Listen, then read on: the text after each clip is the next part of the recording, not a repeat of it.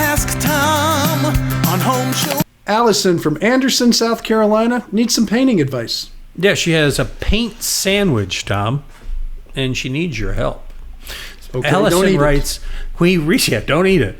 We recently purchased our first home and discovered the previous owner, throw them under the bus, painted the interior trim and doors with latex paint over oil paint. I've done this, and it's a mess.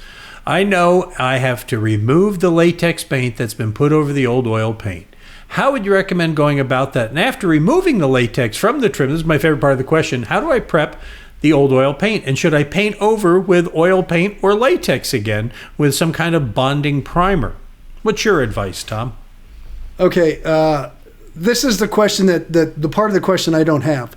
So I'm going to have to hit it two ways. One is if they did it and it's peeling off and it's creating a big mess, you can try to strip it, and you would have to use a chemical stripper because you can't sand latex because it's gummy and it just gums up the sandpaper. You can do a little bit, but you can't do a lot of it.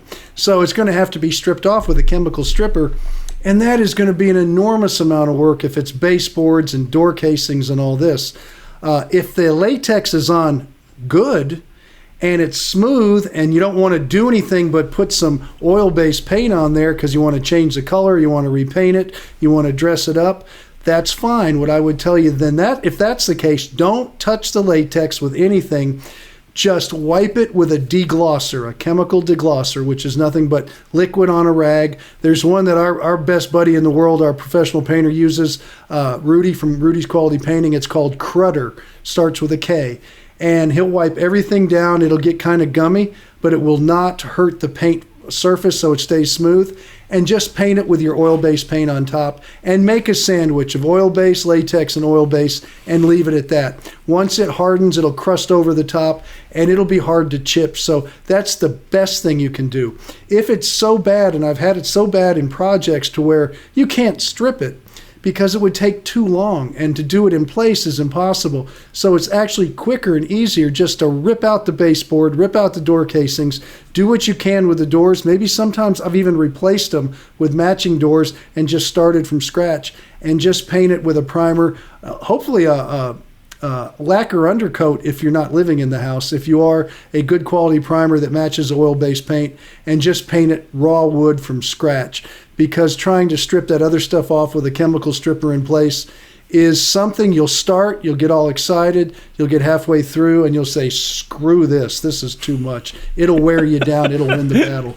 You might even put it more strongly than that when you That's as strong as I'm going to get, but that's my dad saying it. Right. No, why did I start this? It's like it's not as easy as they make it look in those 30-second paint commercials. So it's okay if it's this much. Yeah. But not the whole house. Not the whole house. I hear your point. So yeah, this really sounds like a case where if it's the whole house, Tom, it probably would be worth it to dig deep for the shekels it would take to hire a quality, competent painter to come in and do this for you. And there might be places they don't have to do it, and there'll be some areas where it's just easier to putting in baseboard, and buying baseboard is not expensive unless you got some kind of really antique house that's old historical preservation house, and that you're going to expect to spend a lot of money no matter what. But as far as that goes, it's not that difficult to lay baseboards and door casings and crown molds. It goes pretty darn quick when you're working with fresh product, and you can get in out and do these guys can trim that kind of stuff out in a day or two in an entire home in a new subdivision, so they can certainly do some rooms in your home a lot quicker than you would think. And then the painters come in and professionally go ahead and finish it the right way.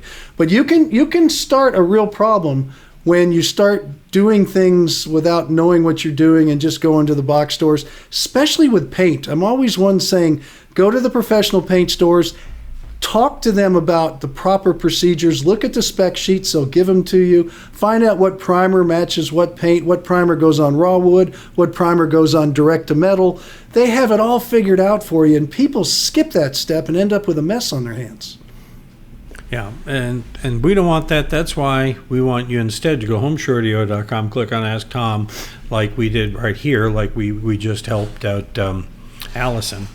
She went here, filled out a form just like this one, sent us information, and we answered the question. And that's what we do, because believe me, It's one thing to take a project on. It's another thing to finish it. And Tom wants to help you do both of them in the best way. And sometimes that best way means calling a professional and letting them take it from absolutely. there. All right. We post a new one of these every day, so send us your question and look for them at HomeShowRadio.com, our Facebook page, and, of course, our YouTube channel.